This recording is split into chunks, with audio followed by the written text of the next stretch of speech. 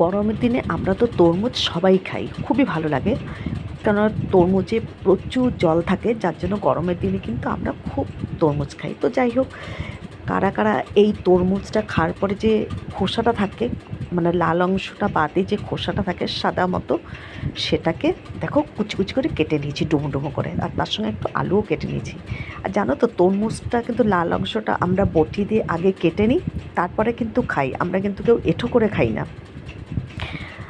তোমরা এইভাবে লাল অংশটা আগে কেটে রেখে দেবে, তারপরে সাদা অংশটাকে আলাদা করবে, করে হালকা করে সবুজ অংশটা ফেলে তারপরে ডুমডুম করে কেটে নেবে। তারপরে প্রেশার কুকারে একটা কি দুটো সিটি দেবে, সামান্য একটু জল দিয়ে, জল না দিলেও চলে, প্রেশার কুকার বসিয়ে দেবে, দুটো সিটি হবে, দেখবে খুব সুন্দর নরম হয়ে যাবে। তারপরে হাত দিয়ে চেপে চেপে জলটাকে ছেঁকে তরমুজটাকে বের করে নেবে, তরমুজের ওই খোসাটা। তো যাই হোক, আমি এখানে একটু কালো জিরে, একটু গোটা সাদা জিরে দিয়েছি, আর একটা শুকনো লঙ্কা ফাটিয়ে দিয়েছি। আর এর মধ্যে কিন্তু কোনো আমি মশলা টশলা দিয়ে একদম বেশি করবো না, শুধু একটু বেশি করে দেবো আমি রসুন। আর একটুখানি আমি আলু নিয়েছি, কেননা তরমুজে ওটা একদম চিপিয়ে জল ফেলেই দেওয়া হয়, তবু একটু সামান্য একটু কুচকুচ করে আলু দিলে ভালো লাগে। আর যদিও বা জল জল ভাব থাকে, আলুটা দিলে একেবারেই থাকবে না। আর তেল কিন্তু একটু বেশি করে দিয়ে তরমুজের এই খোসাটা ভাজবে, দারুণ লাগে খেতে। বন্ধুরা, তোমরা যারা খাওনি তারা খেয়ে দেখবে, তারপরে আমায় তোমরা কমেন্ট করে বলো। এই দেখো, সিদ্ধ করে নিয়েছি। এই যে এবার চেপে চেপে এইভাবে হাত দিয়ে চেপে চেপে জলটাকে ছেঁকে তরমুজের ইয়েগুলো নিয়ে নেব, খোসাটা। এই দেখো, জল চেপে রেখেছি, দেখতে কতটা লাগছিল দেখো, জল চাপার পরে একদম এক মুঠো লাগছে। আর একটু আমি নিয়ে নিয়েছি একটা আলু।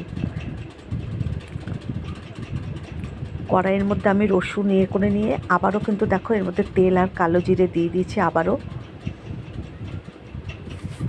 এর মধ্যে বেশি করে রসুন দিয়ে দিয়েছি, ওর মধ্যে আবার আমি আলু একটু দিয়ে দিলাম, দিয়ে ভালো করে ভেজে নেব। তোমরা কিন্তু এর মধ্যে পেঁয়াজও ইউজ করতে পারো। এখন আমি আজকে পেঁয়াজ দেবো না, আমি পেঁয়াজও দিই। তো যাই হোক, আলুটা একটু ভালো করে ভেজে নেব, তারপর ওটাকে ভাজবো। তরমুজের খোসাটাকে শুধু ভাজা ভাজা করব, দেখবে তোমরা খেয়ে দারুণ লাগে। গরম গরম ভাতে ডালের সঙ্গে খেয়ে দেখবে ভীষণই ভালো লাগে।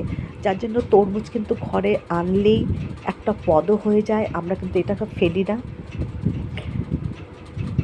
তরমুজ খাওয়ার মানে কেটে ফেলার পর আমরা এগুলোকে ফেলি না, রেখে দিই, পরের দিন করে ফেলি। তো যাই হোক, এই দেখো ভালো করে আলুটাকে নেড়ে নিচ্ছি।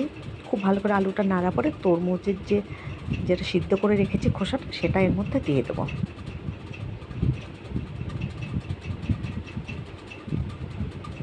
এর মধ্যে তরমুজের খোসাটা এবার দিয়ে দিলাম। এবার পরিমাণ মতন নুন দিয়ে কিন্তু সিদ্ধ করেছিলাম, নুনটা কিন্তু পরে যখন আবার দেবে একটু বুঝেই দেবে। এর মধ্যে পরিমাণ মতন আমি অল্প করে নুন দেবো আর হলুদ দেবো। আর নামানোর সময় অবশ্যই কিন্তু একটু চিনি দেবে, চিনি না দিলে কিন্তু ভালো লাগবে না, একটু মিষ্টি মিষ্টি ভাব লাগবে, খুব ভালো লাগবে। আর এর মধ্যে আরও 2-3টে আমি কাঁচা লঙ্কা দিয়ে দেবো। শুকনো লঙ্কা তো 2টো ফোড়ন দিয়েছি, আর একটু কাঁচা লঙ্কাও এর মধ্যে দিয়ে দেবো। এবার শুধু আমি এটাকে দেখো ভাজা ভাজা করে নেব। তোমরা কিন্তু ঘন্টর মতনও করে খেতে পারো, ঘন্ট করেও কিন্তু আমি খেয়েছি। এর মধ্যে কিন্তু তোমরা পোস্ত টোস্ত দিয়েও কিন্তু ঘন্ট করতে পারো। তো যাই হোক, আমি আজকে শুধু ভাজা করব। দেখো একটু আমি চিনি দিয়ে দিলাম, চিনি দিয়ে এবার ভালো করে এখন আরও ভাজবো, যেন ভেতরে যেন জল ভাবটা একেবারেই না থাকে। দেখো একদম ভাজা কিন্তু রেডি, গ্যাস আমি অফ করে দিয়েছি। এবার আমি একটা ছোট বাটির মধ্যে ঢেলে নেবো। দেখো, আর দারুণ লাগে খেতে, কি বলবো তোমাদের। তোমরা বানিয়ে খেয়ে দেখো, তারপর আমায় কমেন্ট করে বলো।